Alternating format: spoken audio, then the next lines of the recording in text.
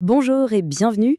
Aujourd'hui, on va explorer ensemble une idée vraiment radicale qui traverse certains des textes les plus importants de la Bible. C'est une pensée qui vient complètement bousculer notre logique, nos valeurs les plus ancrées. Tout part de cette question, un peu provocatrice.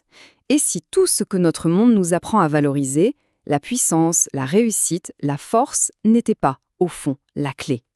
Et si au contraire, c'était notre vulnérabilité, notre fragilité, qui était la vraie porte d'entrée vers quelque chose de plus grand? Attention, cette idée ne date pas d'hier, hein. Saint Paul, il y a presque 2000 ans, mettait déjà les pieds dans le plat avec cette phrase percutante. Il nous parle d'une inversion totale des valeurs, d'un grand renversement qui est au cœur même de la logique de Dieu. C'est ce renversement qu'on va essayer de comprendre ensemble. Alors, voilà notre parcours. D'abord, on va remonter le temps jusqu'à une crise politique dans l'Ancien Testament pour voir d'où ça vient. Ensuite, on verra comment cette idée devient un vrai principe théologique. Puis, on explorera comment ça mène à une vision complètement différente du bonheur. Et pour finir, on se demandera ce que ça change pour notre regard sur le monde aujourd'hui. Alors, c'est parti. Le point de départ, c'est vraiment cette observation. Dans les textes bibliques, on a souvent l'impression que les valeurs de Dieu sont le miroir inversé des nôtres. C'est comme un monde à l'envers. Ce qui brille pour nous, ce qui est grand pour les hommes, semble tout petit pour Dieu, et vice-versa. Bon, pour vraiment saisir d'où vient cette pensée, il faut faire un petit voyage dans le temps. Allez, on part pour Jérusalem au 7e siècle avant Jésus-Christ, à l'époque d'un prophète nommé Sophonie. Alors, imaginez un peu la scène. Le petit royaume de Juda est complètement coincé.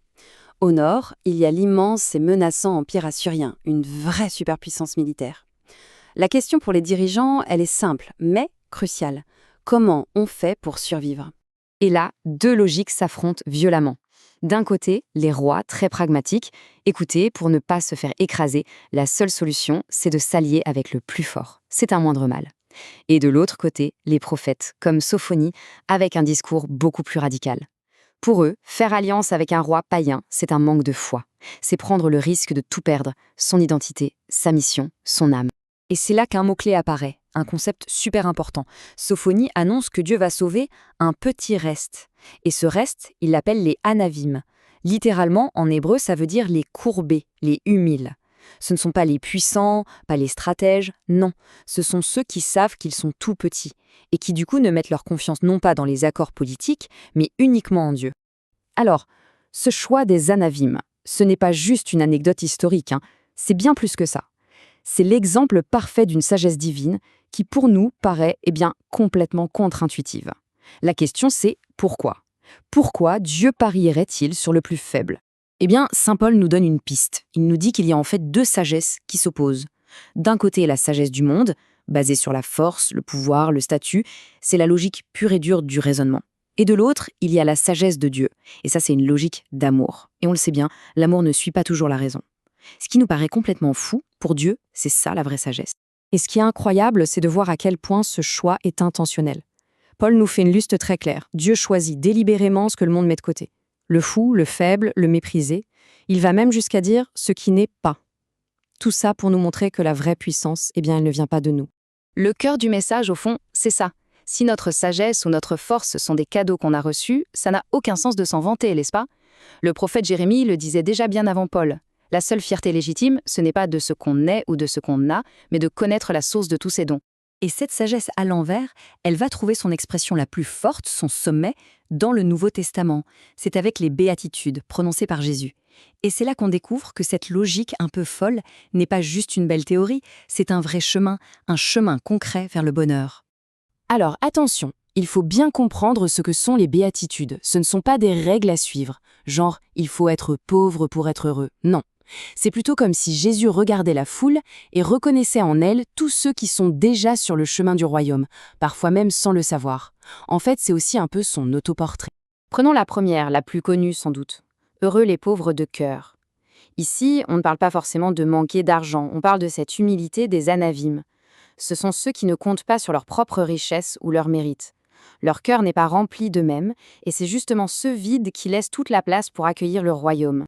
On continue sur ce chemin paradoxal. Heureux les doux. Franchement, dans notre monde qui valorise la compétition, le fait de s'imposer, la douceur, ça passe souvent pour de la faiblesse, non? Jésus, lui, il nous dit que c'est la vraie force, la seule qui, contre toute attente, héritera de la terre. C'est un retournement complet de la logique du plus fort. Et cette sagesse, elle n'est pas du tout passive. Heureux les artisans de paix. Le mot artisan, il est essentiel ici. Il ne suffit pas d'aimer la paix, il faut la fabriquer, la construire, être proactif. C'est un vrai travail. Et cette démarche, elle nous rapproche de ce que Dieu est, au plus profond. Et là, on touche au paradoxe suprême.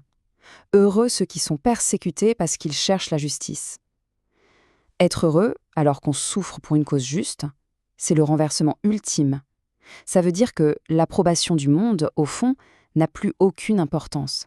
Le royaume est pour ceux qui restent fidèles à cette logique, quoi qu'il en coûte. Alors, qu'est-ce qu'on retient de tout ça?